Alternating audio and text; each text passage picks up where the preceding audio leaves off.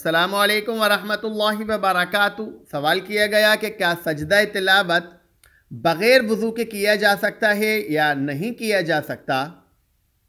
دیکھیے، سجدہ تلاوت باوضو ہو کر قبلہ رخ ہو کر کرنا بالاتفاق تمام ائمہ کے نزدیک یہ عمل افضل ہے۔ اس میں کسی ائمہ کا کوئی اختلاف نہیں ہے، لیکن سجدہ تلاوت بغیر وضو کرنا کیا یہ عمل جائز ہے؟ اس مسئلے کے اندر ائمہ کے درمیان اختلاف ہے۔ احناف کے نزدیک سجدہ تلاوت بغیر وضو کرنا جائز نہیں ہے۔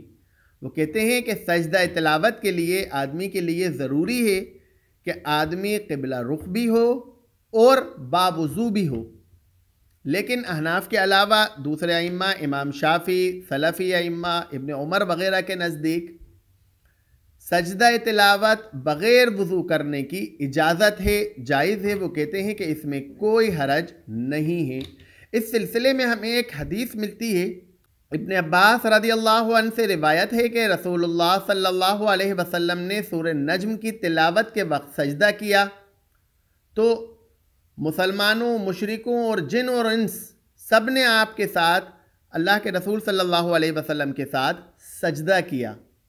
اس حدیث کی بنا کے اوپر ائمہ کہتے ہیں کہ اس حدیث سے ہمیں پتہ چلتا ہے کہ جتنے بھی لوگ تھے اس وقت محفل کے اندر، تمام لوگوں نے سجدہ کیا، اور یہ ضروری تو نہیں کہ جتنے لوگ ہوں سب کے سب باوضو ہوں۔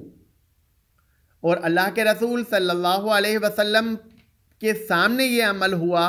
اللہ کے رسول صلی اللہ علیہ وسلم مکمل تعلیمات دینے آئے تھے ہمارے پاس، اور اللہ کے رسول صلی اللہ علیہ وسلم کے سامنے اگر ایسا عمل ہوتا جو کہ جائز نہیں ہوتا، جس کی اجازت نہیں ہوتی، تو اللہ کے رسول صلی اللہ علیہ وسلم اس سے روکتے، اور اللہ کے رسول صلی اللہ علیہ وسلم اس کا حکم دیتے کہ وضو کرو، اس کے بعد سجدہ کرو۔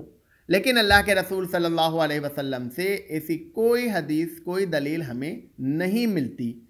اس لیے وہ کہتے ہیں سجدہ تلاوت بغیر وضو کرنا بھی جائز ہے، اس میں کوئی حرج نہیں ہے۔ شیخ الاسلام ابن تیمیہ رحمۃ اللہ علیہ فرماتے ہیں کہ سجدہ تلاوت کا حکم نماز کا نہیں ہے، لہذا اس لیے نماز کی شرائط اس کے اوپر مقرر نہیں کی جائیں گی، بلکہ یہ وضو کے بغیر بھی جائز ہے۔ امام شوکانی رحمۃ اللہ علیہ کا بھی یہی موقف ہے۔ امام شوکانی رحمۃ اللہ علیہ بھی کہتے ہیں کہ سجدہ تلاوت بغیر وضو کے کرنا جائز ہے، اس میں کوئی حرج نہیں ہے۔ حافظ ابن حجر عسقلانی رحمۃ اللہ علیہ کہتے ہیں کہ جب وضو کرنا مشکل ہو تو اس روایت سے بغیر وضو کے سجدہ تلاوت کرنے کے جواز پر استدلال کیا گیا ہے۔ اور بھی ائمہ ہیں جو اس بات کے قائل ہیں کہ سجدہ تلاوت کے لیے وضو شرط نہیں ہے۔ وآخر دعوانا ان الحمد للہ رب العالمین۔